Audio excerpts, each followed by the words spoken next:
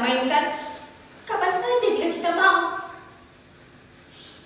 Sementara bagi saudara-saudara kita di Palestina, perang telah mengubur mimpi dan masa depan mereka.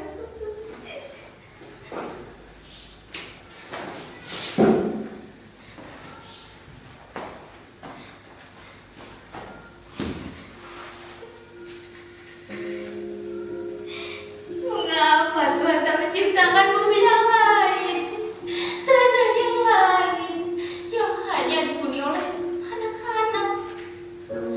Tak mengapa jika Tuhan ingin menyertakan orang dewasa di sana, tapi yang hatinya sudah dilimpahi dengan cinta, bukan angkara, amarah, dan kebencian terhadap sesama, supaya anak-anak tidak tersakiti lagi, supaya ada yang memastikan agar mulut kecil itu tidak kelaparan dan kehausan.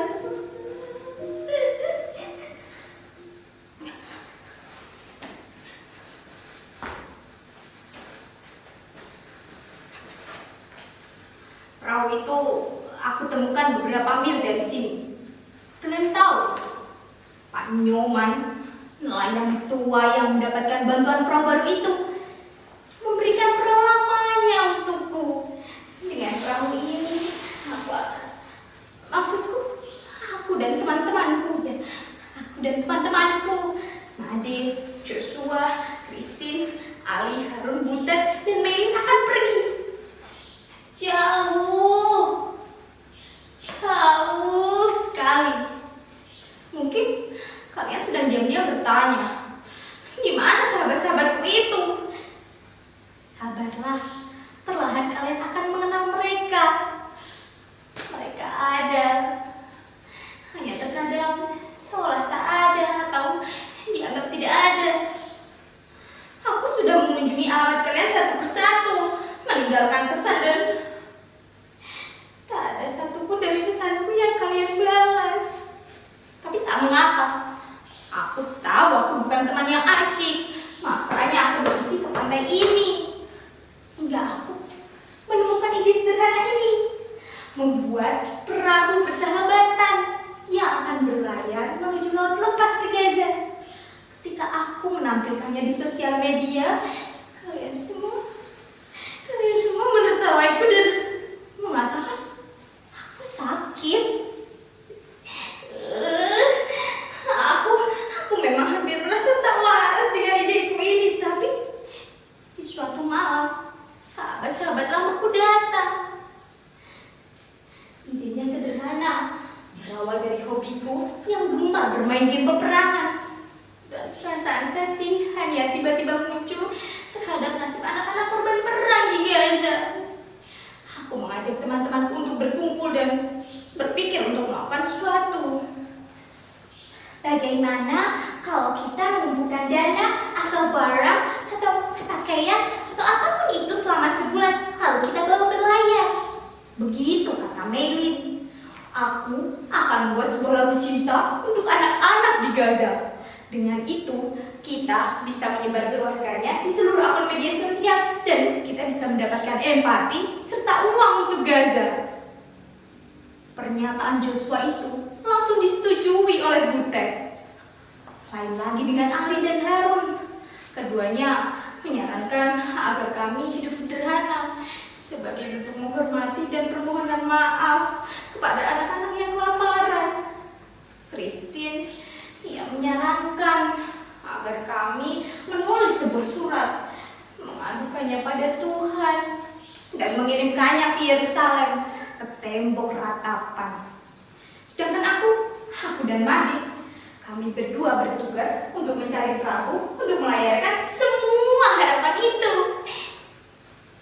Iya, semua sudah aku lakukan sebisa-bisaku demi melihat sahabat-sahabatku itu bahagia, juga bangga karena memiliki aku.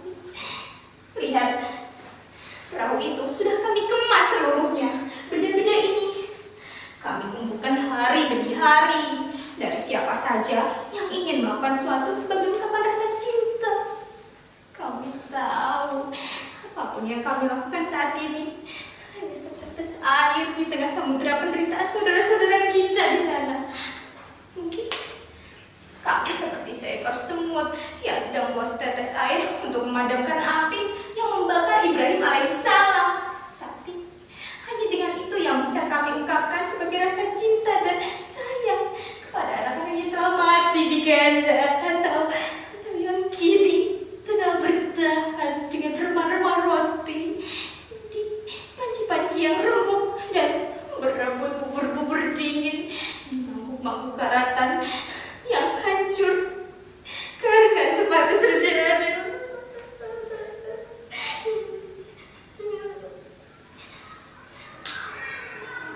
Made, apakah sudah siap? Lihat, kita akan melaut. Joshua, Christine, kenapa kalian diam saja? Lihat, surat-surat untuk Tuhan sudah aku kumpulkan. Aku juga sudah membawakan komik favorit kalian. Kalian hanya perlu duduk dan membaca ceritanya. Ali Harun, maafkan aku sahabatku. Aku tak membawa ketapelmu. Aku pikir kita tak membutuhkannya lagi. Tidak ada yang perlu kau hadang dengan senjata bantuanmu itu. Butet, horas bah. Rindu kali aku dengan kau. Sudah lama tak dengar kau bernyanyi ya? Oh iya, tugasmu dalam perjalanan kali ini adalah bernyanyi. Sepakat kan kau? Maylin, ada apa? Apa? Kamu tak jadi ikut dengan kami? Kenapa, Maylin? Kalau tidak ada kau, siapa yang akan mengatur kebutuhan kami sehari-hari? Ayolah, Maylin, aku mohon. Apa? Kau akan ikut orang tuamu ke Australia?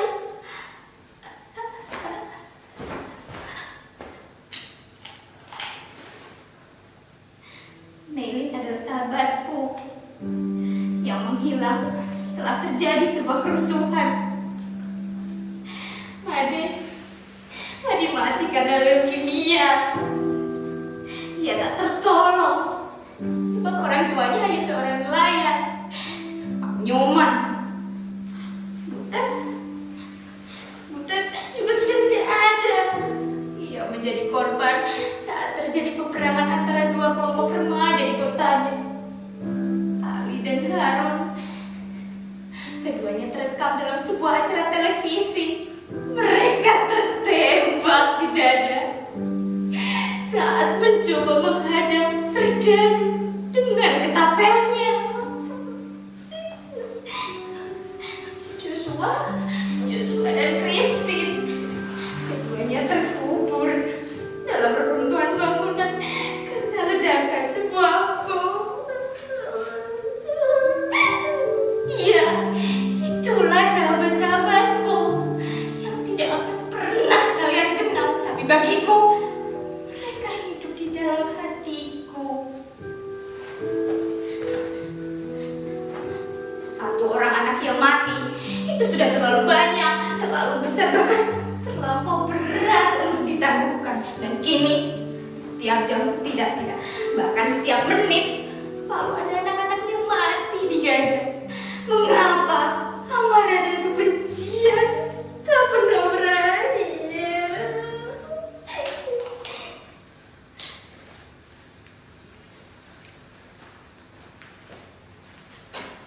Benda-benda ini aku dapatkan dari sahabat-sahabatku tadi.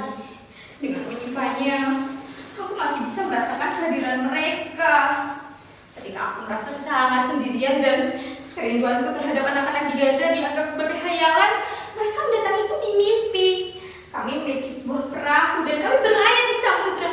Kami seperti sebuah titik putih di tengah samudra kegelapan.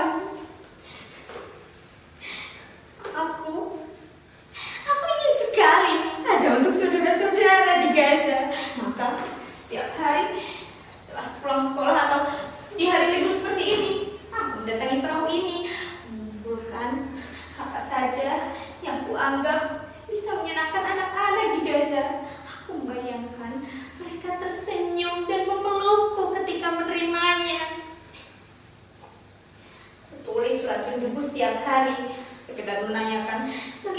kabar mereka atau apa yang ingin mereka makan. Kalian mungkin sekarang berpikir aku tak waras, tapi apa yang bisa aku lakukan untuk mereka? Ayahku hanya seorang nelayan. Apa yang bisa aku berikan untuk mereka? Terkadang aku membayangkan seluruh ikan di lautan ini pergi ke Gaza dan menjadi lauk-lauk yang matang di atas piring-piring anak yang kelaparan. Dan kini aku tulis surat terakhirku. Lalu aku akan melakukan perahu itu.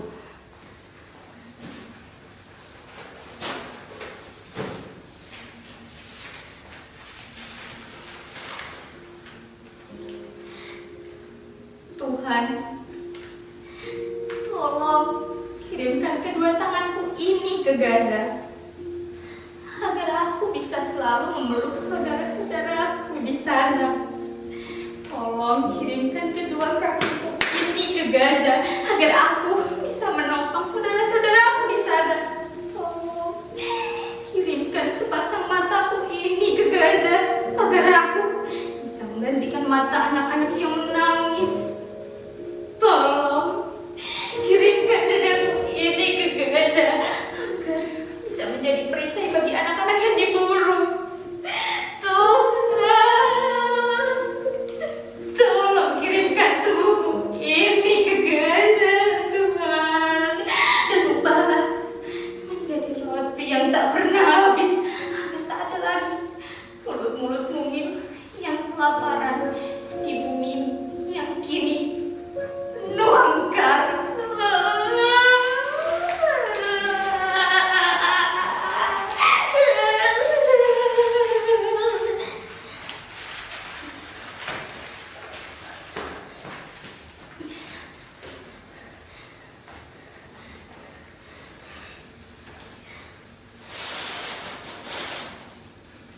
Apa? Kalian menanyakan namaku siapa? Namaku Nusantara.